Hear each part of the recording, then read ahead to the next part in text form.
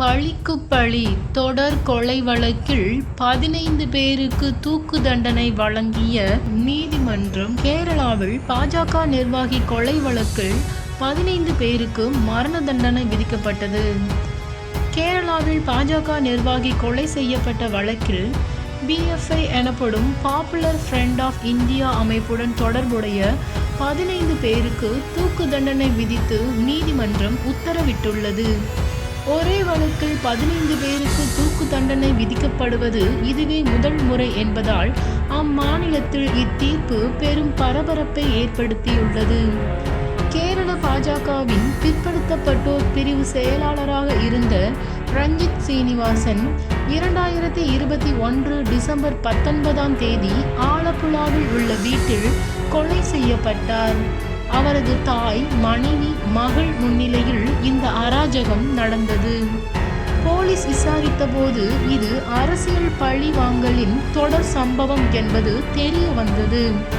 அதாவது பிப்ரவரியில் RSS அமைப்பை சேர்ந்த நந்து கிருஷ்ணா என்பவர் கொலை செய்யப்பட்டார். அவரை கொன்றவர்கள் SDPI எனப்படும் இந்திய சமூக ஜனநாயக கட்சியை சேர்ந்தவர்கள். அதற்கு பழிவாங்கும் நோக்கில் SDPI மாநில செயலர் KS ஷான் என்பவர் கொலை செய்யப்பட்டார். அந்த கொலைக்கு பழிவாங்கும் செயலாக ரஞ்சித் சீனிவாசன் கொலை செய்யப்பட்டார் என்று தெரிய வந்தது. ஆலப்புழாவை சேர்ந்த நைசாம், அஜ்மன், அனு, முகமது அஸ்லாம், அப்துல் கலாம் சலாம், அப்துல் கலாம், சபருதீன், மன்ஷார், ஜசீர் ராஜா, நவாஸ், சமீர், நசீர், ஜாகிர் உசேன், சாஜி, செர்னாஸ் அஸ்ரப் ஆகிய 15 பேரை போலீசார் கைது செய்தனர். இவர்கள் தடை செய்யப்பட்ட PFI அமைப்பின் உறுப்பினர்கள் என போலீஸ் கூறினர். வழக்கு விசாரணை மாவேலிக்கரை கூடுதல் அமர்வு நீதிமன்றத்தில் 3 ஆண்டுகளாக நடந்தது. கடந்த 20ஆம் தேதி தீர்ப்பு வந்தது.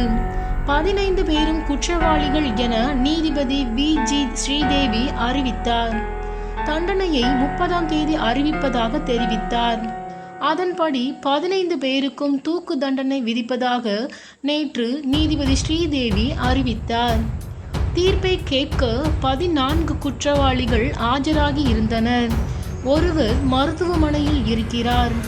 தீர்ப்பை பாஜகவினர் மற்றும் கொலை ஆனவரின் குடும்பத்தினர் வரவேற்றனர்.